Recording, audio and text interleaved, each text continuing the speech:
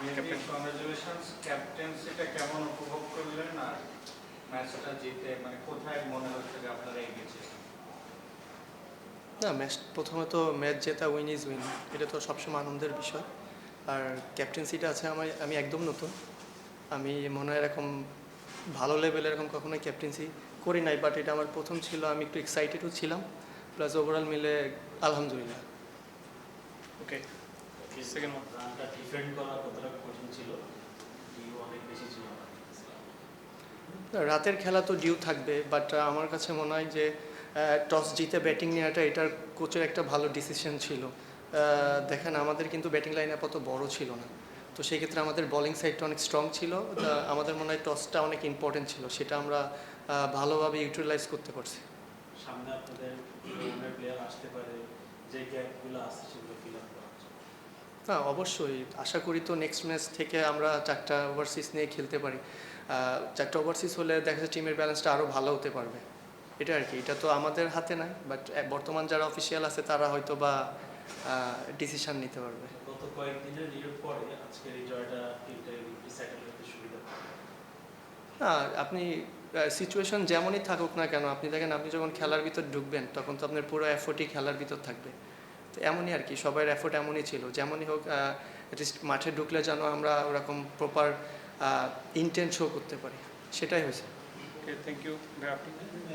আপনার সকাল থেকে যদি চিন্তা করেন, মানে হুট করে একটা নিউজ আসলো, তারপর আপনারা বোর্ডের সঙ্গে বসলেন, আপনাদের টিম ম্যানেজমেন্ট অনেক চেঞ্জ আসলো, আপনি ক্যাপ্টেন হলেন, আজকে ম্যাচ খেললেন, ওভারঅল বিষয়টা যদি একটু বলেন, আপনি যখন ক্যাপ্টেন হলেন তখন টিমকে আসলে কি বলেছেন আর কি, বা কিভাবে আপনারা এই গেমটাতে এসেছেন, মাত্র 2টা ফরম্যাট নিয়ে এসেছেন?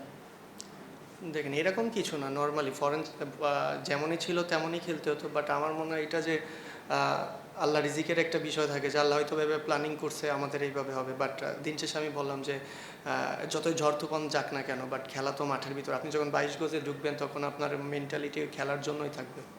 আপনার কি মনে হয় যে আপনার এখন যে টিমটা আছে সেটার সঙ্গে যদি আরো 1-2 জন ফরম্যাট আপনি বলতেন যে হবে, তখন আপনারা চ্যাম্পিয়নশিপের জন্য বেশ ভালোভাবে ফাইট করতে পারবেন, মানে আপনি না, মাত্র তো খেলা শুরু করছি, আসলে এত তাড়াতাড়ি এত বড় স্বপ্ন দেখাটাও ঠিক হবে না, বাট স্বপ্নটা আমার মনে হয় ভিতরে থাকলে ভালো। ওভারসিজ যদি আরও 2টার সাথে হয় অবশ্যই ডেফিনেটলি টিম কম্বিনেশন তো অনেক ভালো হবে। দেখেন টি-20 খেলা এনিথিং ক্যান, যে কোনো টিমরে যে কেউ হারাই দিতে পারে, তারা যদি ওয়েল ব্যালেন্স থাকে, এটাই ব্যালেন্স হলে তো আমরা অনেক কনফিডেন্ট থাকবো। Thank you. তারিন ভাই। ক্যাপ্টেন যে অফ দ্য ফিল্ডের কেওস এগুলা একপাশে রেখে আজকে খেললেন, পারফর্ম করলেন। জানি না, যদি বলি যে ওখান থেকে একদিন আগে আপনাদের যে ফ্র্যাঞ্চাইজি ওনাররা ছিল তারা সরে গেছে, ওখান থেকে বিসিবি টেক ওভার করলো। সবকিছু মিলে আপনার জার্নিটা যদি সাম আপ করতে বলে লাস্ট 2 দিন আর কি, আজকে কালকে 2 দিন মিলে যদি জার্নিটা সাম আপ করতে বলি যে হাউস দ্য টিম স্মুথ, আপনারা চিন্তা করছেন?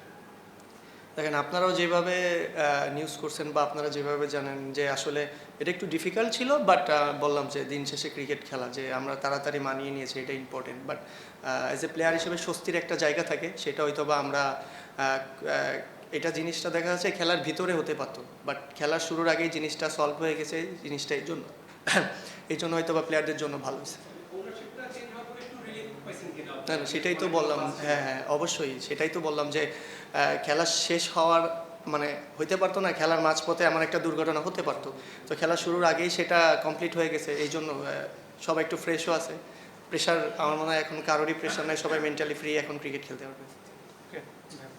আপনি পিপল অপশনের একটা স্ট্যাটাস দিয়েছিলেন, আপনার কাছে আপনি ডিরেক্ট সাইনিং এ টিম পেয়েছেন, আপনার কাছে কি মনে হয় অপশনে গেলে আপনার একটু বেটার অ্যামাউন্ট পেতে পারতেন? আর এই টিমটা নিয়ে কি শুরু থেকে আপনাদের মধ্যে একটা ডাউট ছিল? না, ডাউট বলবো না, দেখেন আমি যখন অকশনে যাই আমারে থাকে না যে অনেক ফ্র্যাঞ্চাইজি আমার নক দিচ্ছিল যে আমি জানি অকশন থেকে চলে আসি, এমন আর কি, জাস্ট এই জিনিসটা এমন আর কি, বাট আমার মনে হয় আমার ডিসিশনটা রাইট ছিল। আমি হয়তো বা ফ্রিতে গেলে হয়তো বা আমার কাছে মনে হয় হয়তো বা আবার নাও হইতে পারতো, বাট এইটাই আর কি। আর এই টিমটা নিয়ে কি শুরু থেকে একটু ডাউট ছিল কিনা সবার মাঝে? মানে আপনাদের মধ্যে তো কথাবার্তা হয় ওনাদের ডাউট বলতে ফ্র্যাঞ্চাইজি, আপনি ব্যবস্থাপনা যদি ভালো না থাকে, প্লেয়াররা তো একটু, আমরা যেহেতু ইন্টারন্যাশনাল ক্রিকেটার, তো আমরা তো এই পরিবেশটা বেসিক্যালি আমি কোনো ফ্র্যাঞ্চাইজিতে এরকম পরিবেশ পাইনি, তো আমার জন্য একটু ডিফিকাল্ট ছিল, এটা আর কি। ওকে, মুরাদ ভাই। 4 জন ফরেনারের কথা বলছিলেন, মানে আপনি কি নাম বলতে পারেন যে কারা আসতেছে বা সম্ভাবনা আছে আসা? জি আমি এটা নিয়ে আসলে আমি ইনভলভ ছিলাম না আসলে। বর্তমান যারা অফিসিয়াল আছে তারা আসলে 2-1 দিনের ভিতরে এটা জানা যাবে কারা আসতেছে বা কারা এসে খেলবে নেক্সট ম্যাচ থেকে, এটা আর কি। ওকে যখন মানে খুব কঠিন একটা অবস্থা যাচ্ছিল, মানে নাফিস ইকবাল আসলো, তারপর বাবুল স্যার আসলো আপনাদের, তারপর হচ্ছে হাবিবুল বাসার আসলো, মানে কথাগুলো আসলে কি হচ্ছিল বা আপনাদেরকে কিভাবে আসলে এই সময়টায় মানে যাতে বুস্টার থাকতে পারেন আপনারা মাঠের ক্রিকেটটা ঠিকঠাক মতো করতে পারেন, মানে কিভাবে এটা বোঝানো হচ্ছিল? না এটা বোঝানো আসলে না, দেখেন এই যে প্রফেশনাল ক্রিকেটার, তো আসলে একটু প্রবলেম ছিল, সেই প্রবলেমটা সলভ হওয়ার সাথে সাথে আমরা সবাই ফ্রি হয়ে গেছে। যেটা আমার মনে হয় যারা কোচিং স্টাফে যারা নতুন আসছে বা যারা নতুন অফিসিয়াল আসছে তারা আমাদের পুরো মেন্টালি ফ্রি করে দিয়েছে। বললাম তো যে আমরা একদম মেন্টালি ফ্রি ক্রিকেট খেলতে পারছি এখন। ওকে এই পাশ থেকে নিও, লাস্ট প্রশ্ন শেষ। কমিটি টিম কেমন লাগে? এখানে এটা তো কমিটির টিম, এটা তো আমরা এলাকাগত জানি, বাট এটা তো এখন কমিটির টিম এটা কীভাবে বলবো? এখানে তো লাইভ টেলিকাস্ট ম্যাচ, এখানে তো কমিটির টিম যদি থাকে এটা তো লাভ নাই আসলে। জাস্ট ফান করে বলছেন, এটা ঠিক আছে। থ্যাংক হ্যাঁ, ইউ thank থ্যাংক ইউ।